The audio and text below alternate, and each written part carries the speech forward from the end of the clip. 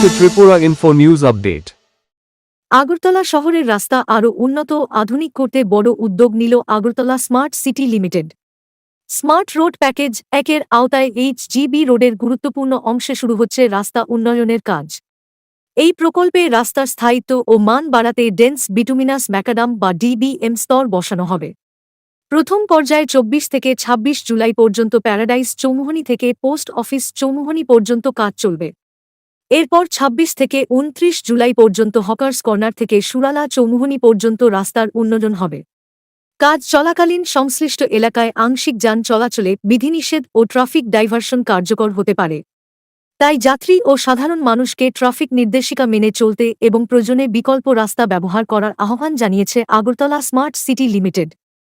আগরতলা শহরে বৃষ্টির সময় যে জায়গাগুলিতে কিছুক্ষণ বেশিক্ষণ জল জমে থাকে তার এটাকে রিচার্জ করার জন্য বা বেল আউট করার জন্য আমাদের আগরতলা প্রোগ্রাম থেকে আমাদের সরকার তরফ থেকে কিছু সিদ্ধান্ত নেওয়া হয়েছিল। আগে থেকে 3টে এডিশনাল পাম্প বসানো হবে, যেটা আজকে এখানে যেন মধ্যপাড়া সেটা ফাইনাল সিদ্ধান্ত হয়ে গেছে। এখানে আমরা এই জায়গাটা বসাবো এবং পাইপলাইনটা কোন দিকে যাবে সেটাই নির্ণয় করার জন্য আজকে এখানে আমরা এসেছি।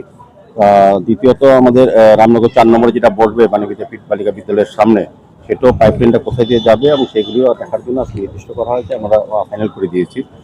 আরেকটা বসবে সৎসঙ্গ কেআরটিসির এই কোনাটা যে জায়গাটা, সেটাও ফাইনাল করা হয়েছে। সার্বিকভাবে 3টি পাম্প বসানোর কাজ শুরু হয়ে গেছে অনেক জায়গাতে এবং পাইপলাইনগুলি এখন করা হবে। সেই কারণে আজকে আমরা ভিজিট করেছি। আমাদের কমিশনার সাহেব আছেন আমাদের সঙ্গে, আমাদের রত্নাদত্ত মহোদয় আছেন, জোনাল চেয়ারপারসন সেন্ট্রাল জোনে আছেন, আমাদের সিও সাহেব আছেন স্মার্ট সিটির, আমাদের টোটাল যিনি সিও এবং এডিশনাল কমিশনার আগরতলা মিউনিসিপাল কর্পোরেশনের উনিও আছেন, এবং আমাদের সমস্ত super engineer, PWD chief engineer ছিলেন, জল বোর্ডের ছিলেন চিফ ইঞ্জিনিয়ার, এবং ইলেকট্রিকের কাজটা আগামীকালকের থেকেই বাকি পাইপলাইনের কাজটা শুরু করা হবে।